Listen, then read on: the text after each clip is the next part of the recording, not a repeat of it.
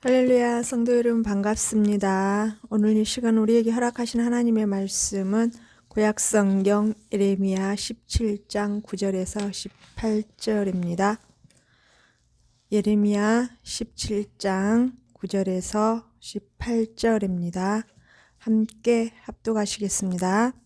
만물보다 거짓되고 심히 부패한 것은 마음이라 누가 능히 이를 알려마는 나 여호와는 심장을 살피며 폐부를 시험하고 각각 그의 행위와 그의 행실대로 보응하나니 불의로 치부하는 자는 자고새가 낳지 아니한 알을 품은 같아서 그의 중년에 그것이 떠나겠고 마침내 어리석은 자가 되리라. 영화로우신 보좌여 시작부터 높이 계시며 우리의 성소이시며 이스라엘의 소망이신 여호와여 무릇 주를 버리는 자는 다 수치를 당할 것이라. 무릇 여호와를 떠나는 자는 흙에 기록되오리니 이는 생수의 근원이신 여호와를 버림이니이다. 여호와여 주는 나의 찬송이시오니 나를 고치소서. 그리하시면 내가 냈겠나이다. 나를 구원하소서. 그리하시면 내가 구원을 얻으리이다. 보라 그들이 내게 이르기를 여호와의 말씀이 어디 있느냐 이제 임하게 할지어다 하나이다. 나는 목자의 직분에서 물러가지 아니하고 주를 따라 싸우며 재앙의 날도 내가 원하지 아니하였음을 주께서 아시는 바라. 내 입술에서 나온 것이 주의 목전에 있나이다. 주는 내게 두려움이 되지 마옵소서. 재앙의 날에는 주는 나의 피난처이시니다. 나를 박해하는 자로 치욕을 당하게 하시고 나를 치욕을 당하게 마옵소서. 그들은 놀라게 하시고 나는 놀라게 하지 마옵소서. 재앙의 날을 그들에게 임하게 하시며 배나 되는 멸망으로 그들을 멸하소서. 아멘. 오늘 본문을 간단히 요약하자면 이렇습니다. 하나님께서는 우리의 심장과 폐부까지 살피시는 분이시고요. 또한 이어서 12절부터는 예레미야 선지자가 자신의 현 상황에서 겪고 있는 상황을 놓고 하나님 앞에 구원해 달라고 간구하고 또한 하나님을 대적하며 동시에 자신을 대적하고 조소하는 자들을 그들을 멸망에 이르게 해달라고 라고 이렇게 하나님 앞에 간구하는 내용이라고 볼 수가 있겠습니다. 첫째, 인간의 부패한 마음과 그 심장과 폐부를 살피시는 하나님이십니다. 9절과 10절의 내용을 살펴보면요. 9절에서는 그 모든 것이 거짓되고 사람의 마음에 그 모든 것이 거짓되다고 이렇게 묘사되어 있습니다. 지금 이 본문의 현재 상황 속에서 하나님 앞에 서 있는 이 유다 백성들을 향한 묘사이겠죠. 또한 이 마음의 상태를 보면 이 현 상황을 보면은 현재 또한 우리가 신앙생활을 하고 있는 하나님의 사람들로서의 어떤 영의 무엇의 지배를 받고 있느냐에 따라서 그 사람의 마음의 중심의 상황 상태가 달라지겠죠. 하나님의 거룩하시고 선하시고 그 깨끗하신 그 성품의 영이신 성령이 내 안에 계시면은 그 성품의 깨끗함이 드러날 것이고요. 그렇지 않는 악한 사단의 영, 거짓의 영에 사로잡혀 있고 그 영이 그 사람의 중심에 있는 사람들 같으면은 이 본문에서와 같이 부패하고 그들의 죄악성으로 가득 찬 상태가 되어 있을 것입니다. 10절에서는요. 하나님께서는 정말 그 심장과 그들의 하는 행동, 현재 우리가 살아가면서 믿음 생활에 있어서 또한 하는 행동, 삶의 하나하나를 다 그 사람의 상태를 다 심장과 폐부를 다 살피시는 하나님께서 그들의 행한 대로 또한 우리에게는 마지막 심판날에 그 행함에 있어서 그대로 다 책임이 주어질 것이라는 것입니다.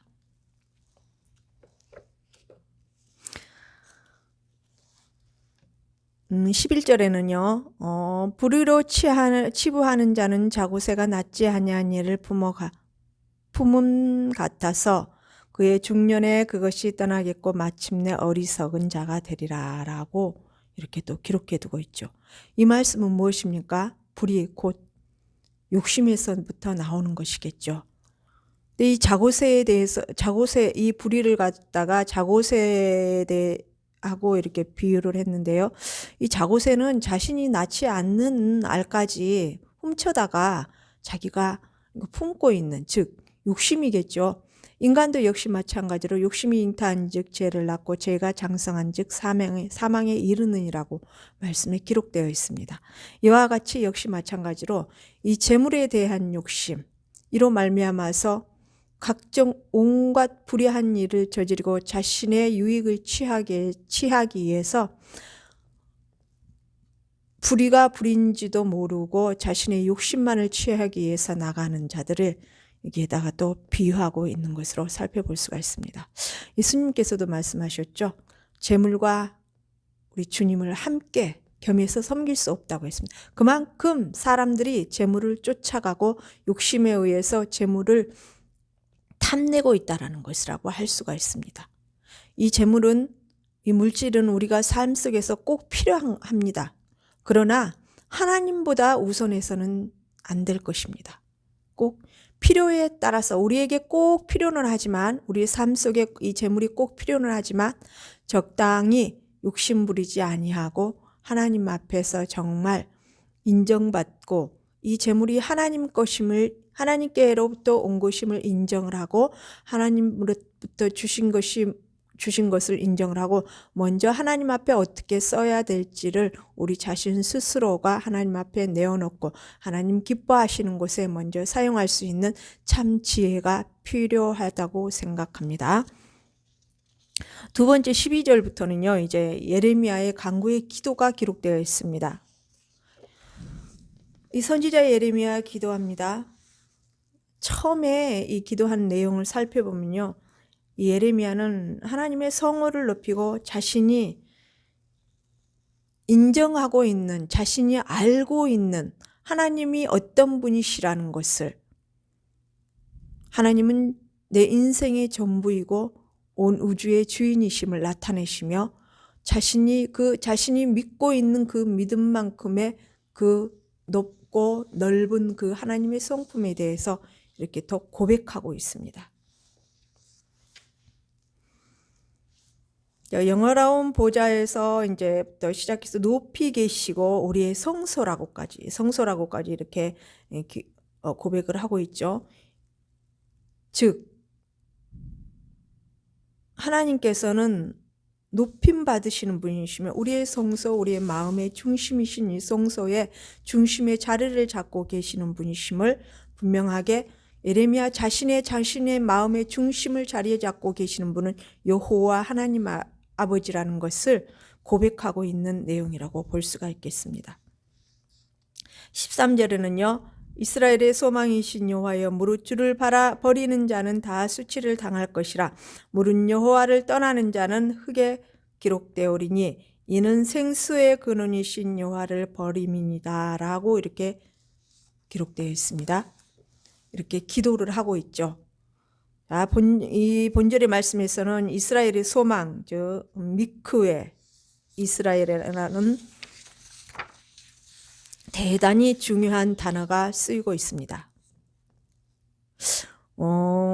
예레미야 14장 8절에는 이렇게 기록되어 있습니다. 이스라엘 소망이시여 고난당한 때의 구원자시여 어찌하여 이 땅에서 거류하는 자같이 하룻밤을 일숙하는 나그네같이 하시나이까.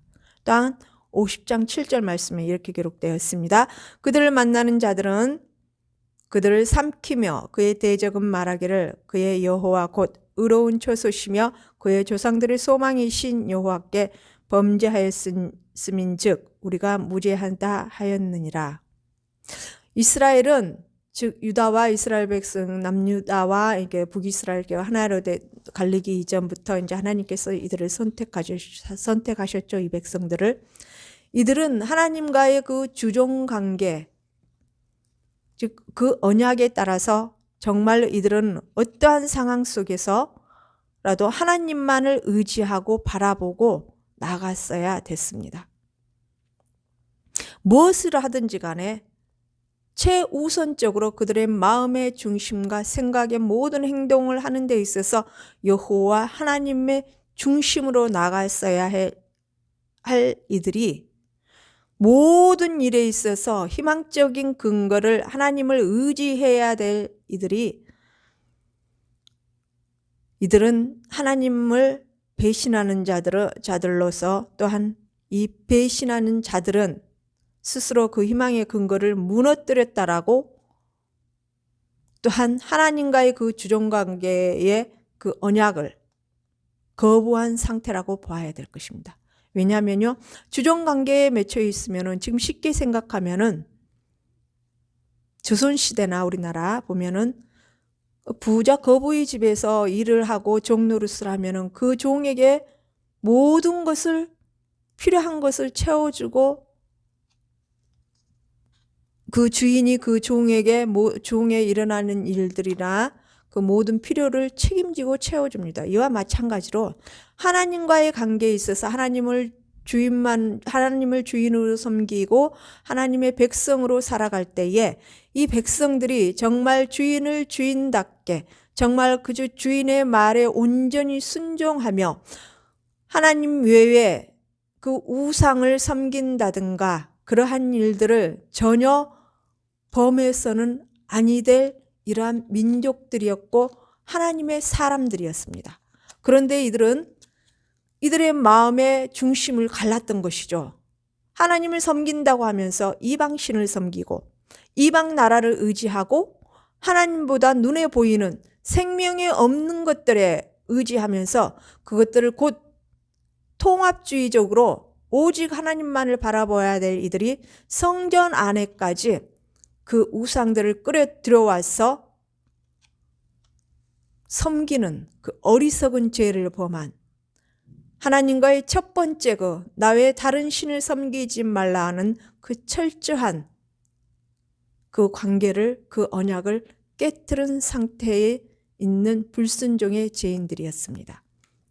또한 이 말씀 속에서 이 유다인들을 살펴보면서 지금 현재 저와 우리 성도님들은 하나님 앞에 어떤 모습인지 분명히 살펴보면서 정말 하나님의 일을 한다면서 하나님의 뜻대로 간다고 자신은 생각하지만 그러나 하나님 보시기에 이 이스라엘 백성들처럼 이 남유다 백성들처럼 정말 하나님의 마음을 얼마나 아프게 하고 있지는 않는지 우리 자신을 항상 말씀에 비춰보고 무릎으로 기도로 나아가면서 하나님께서 주시는 그 민감한 영적인 지혜로 하나님의 뜻을 쫓아갈 수 있는 참 지혜의 신앙인으로서 하나님을 기쁘게 해드리는 삶을 살아가야 될 것입니다.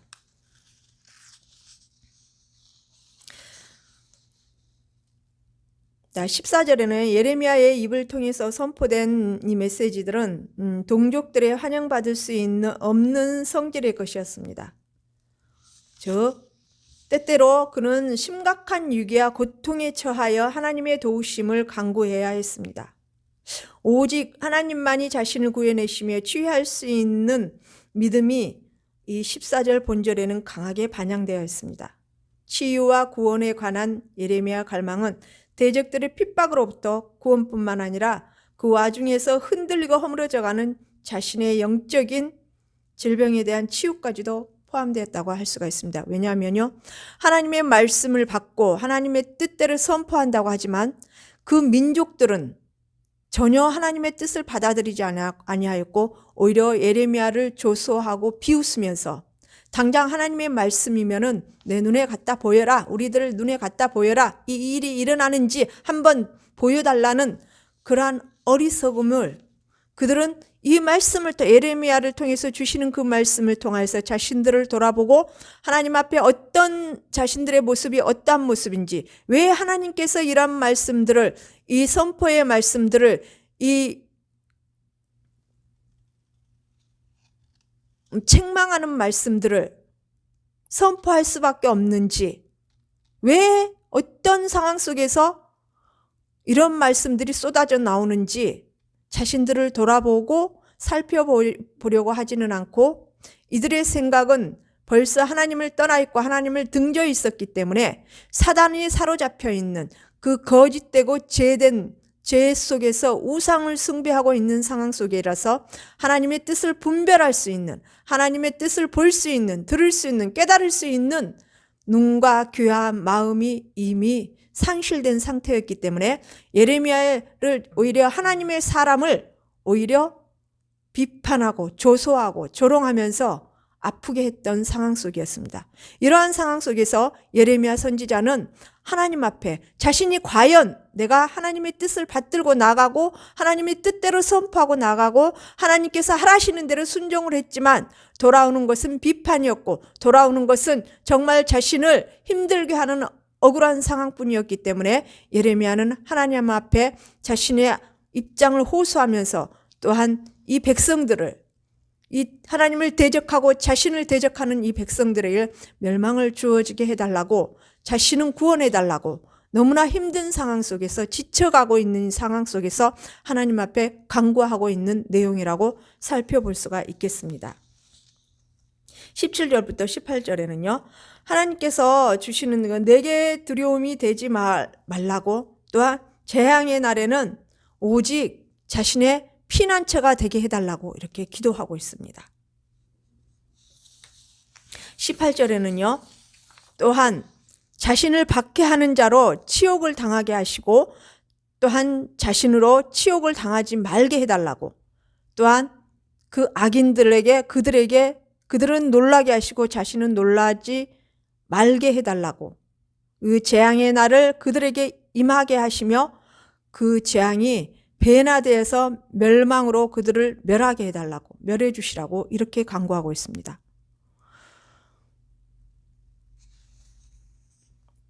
예레미야는 이 핍박을 받음에도 불구하고 그 선지자적 사명을 포기하지 않았었습니다. 그 대신에 이 백일하의 이 진실이 드러나게 될 때까지 이 대적들의 박해를 멈추게 해달라고 간구하고 있는 내용이라고 볼 수가 있습니다. 그때가 되면 그가 믿음으로 선포해왔던 하나님의 이 말씀들이 단순히 예레미야가 인간적인 말로 했던 말들이 아니라 바로 하나님의 말씀이었음을 분명히 입증할 수 있는 그러한 시간들이 속히 오게 해달라고. 그리하여서 그들이 정말 하나님을 대적하고 자신을 힘들게 했던 저들이 예레미야는 정말 그들이 멸망에 이르지 않기를 간구하고 구했고 그러한 마음이었지만 너무나 힘든 상태였기 때문에 이러한 간구를 했었을 것입니다. 선지자적 삶이 얼마나 힘들고 고통스러운지 정말 하나님의 바른 뜻을 알고 하나님의 뜻대로 순종해 나가는 것이 얼마나 힘들고 고통스러운 삶인지 즉 어떠한 상황 속이냐에 따라서 그것도 다르겠죠. 지금 현재 유다 백성들의 상황 속에서 이들이 이 예레미야를 대적하고 하나님의 말씀을 대적하고 하나님을 등지고 살아가고 있는 이 우상을 숭배하고 있는 이 민족들 틈 속에서 하나님이 하나님됨을 하나님이 주시는 그 말씀됨을 선포하는 가운데 있어서 얼마나 힘든 상황이었는지 이 상황을 뚫고 나가는 예레미야 자신이 하나님 앞에 순종하고 나아가고 있는 상황이 진실이고 분명히 하나님께서 주시는 말씀이라는 것을 분명히 나타나게 해달라고 저들이 대적했던 그 어리석은 말들이 멸망에 이르게 해달라고 이렇게 간구하고 있는 내용이라고 볼 수가 있겠습니다.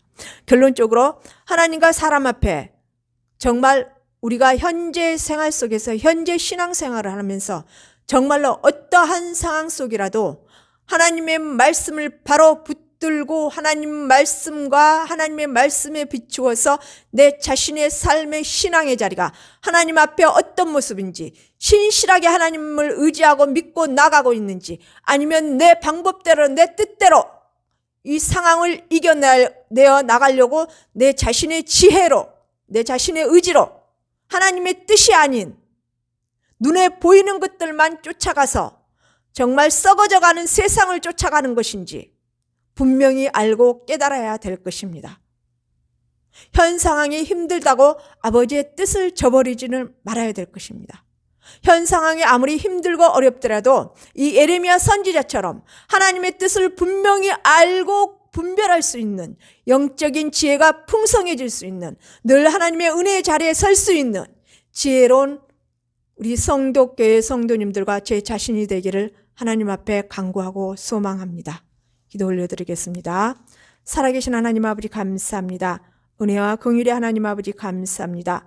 오늘 말씀을 통하여서 우리의 인간의 생각과 모든 마음의 상태를 다 살피시고 알고 계시는 하나님 아버지, 우리의 일거수일투족을 분명히 살피시고 분별하시고 그 대가대로 하나님 아버지 심판의 자리에 섰을 때에는 분명히 하나님께서 짚고 넘어가실 것인데, 우리는 정말 두렵고 떨리는 마음으로 하나님과 사람들 앞에서 어떠한 신앙생활을 해야 되는지, 하나님의 거룩하신 하나님을, 신실하신 하나님을 어떠한 모습으로 하나님을 섬겨야 되는지 분명히 알게 하시고 깨닫게 하시고 은혜의 자리로 이끌어 주시옵소서. 아버지, 저희들 부족합니다. 저희들 부족하여서 늘 넘어질 때가 많이 있습니다. 그럴 때마다 성령께서 하나님 아버지 우리들에게 힘과 지혜를 부어주시고 늘 은혜의 자리에 갈 수 있도록 말씀을 펼쳐서 보게 하시고 말씀을 비추어서 자신을 하나님 아버지 비춰보고 하나님의 뜻대로 나갈 수 있도록 늘 무릎과 기도로 나갈 수 있도록, 그래서 하나님의 뜻을 분별해서 하나님의 뜻 안에서 하나님을 기쁘게 해드릴 수 있는, 하나님의 은혜를 누리고 살아갈 수 있는 참복된 자로 살아갈 수 있는 저희 성도교회 성도 여러분들과 제 자신이 되기를 간절히 소망하오며 거룩하신 주 예수 그리스도 이름 받들며 감사하며 기도 올리옵나이다. 아멘.